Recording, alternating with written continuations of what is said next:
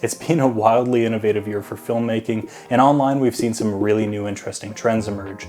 As a filmmaker and video producer myself, I wanted to go through and talk about some of my favorite filmmaking trends of this year, and really there's no better place to start than with our first creative trend, AI. AI is the demon of the creative industry right now, but I put it on the list because I think that regardless of whether you love it or you hate it, it can be one of the most powerful new tools for artists if you use it in the right ways. Now, I personally find it a little creepy how good the AI models are getting at generating video from just text.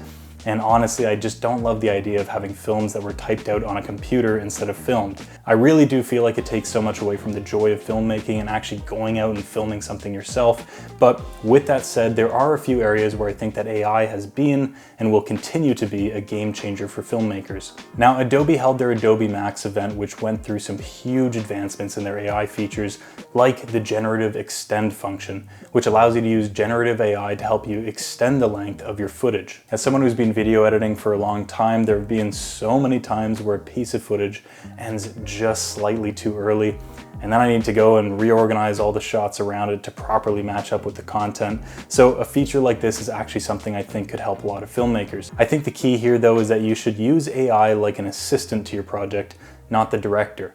Don't give up that director's cap, because if you truly do care about the project, still take in all the knowledge and recommendations you can from it, but always make the final creative decisions yourself. At the end of the day, it's your art and you should be the one who's setting the direction for it. Number 2, 3D scanning. 3D scanning was a smaller trend this year, but it's definitely one that's high up on my list. I think the potential for this could be huge in things like music videos and super stylized edits, and honestly, it's becoming easier than ever to use this tech. By scanning real-world objects, locations, or even people, filmmakers can distort and manipulate these assets in post-production and really give off a super stylized, otherworldly feel to their projects. An app that I've been seeing pop up a lot in the 3D space is Polycam, which allows creators to scan environments or props with just their phone. Number 3, the film aesthetic. The film aesthetic has made a huge comeback this year, and with tools like Dehancer's film emulation plugin, it's become easier than ever as well. I'm not sponsored, by the way, I just think it's a great plugin.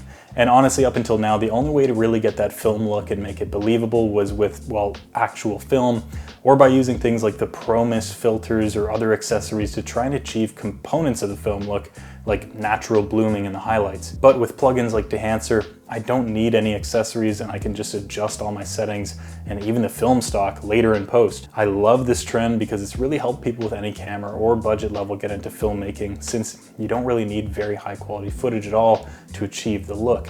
It's exciting because this movement is helping creators step away from the overly polished technical look and allowing them to just get out there and film. In fact, half the point is honestly just to have fun and add in lots of those little imperfections that you'll find in film, like halation, film breath, film damage, film grain, and more, that really do sell the look. So as far as trends for new filmmakers, it's definitely one of the most forgiving if you have some mistakes that made it into your final shot. If you want me to make a video on how I use Dehancer, let me know in the comments, and of course follow along for more filmmaking content like that in the future.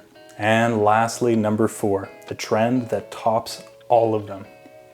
Stable shots. I'm sort of joking. It sounds funny, but I feel like for the past while, I feel like we've been living in the age of smooth gimbal shots where everything is constantly moving or in slow-mo, and don't you dare ever try to give me a walking through the house shot if it's not on a damn gimbal that takes 2 hours to properly balance. Maybe it's just me feeling this, I don't know. But lately I've been seeing a resurgence of these super simple, locked off shots filmed at 24 frames per second, and honestly, I'm loving it. Where I noticed this was through the video postcard trend, which has been popularized by creators like Adrian Per. His @ is down below. Definitely go check him out. His stuff is fantastic.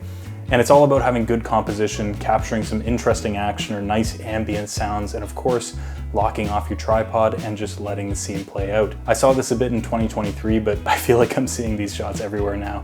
And I think it's such a refreshing shift from the over-edited, crazy quick cut, transition-filled style that we've seen a lot on social media lately. And it just lets the viewer really get taken into the scene, especially if there's good audio of the surroundings with it. Of course, these are just a few of my favorites, but let me know down in the comments which trends you like the most this year and which ones you're hoping to see for next year. And hey, most of you who are watching actually aren't subscribed, so if you do want more content like this and you want to join our little community of filmmakers, make sure you follow along for more. Thank you so much for watching, and I'll see you guys next time.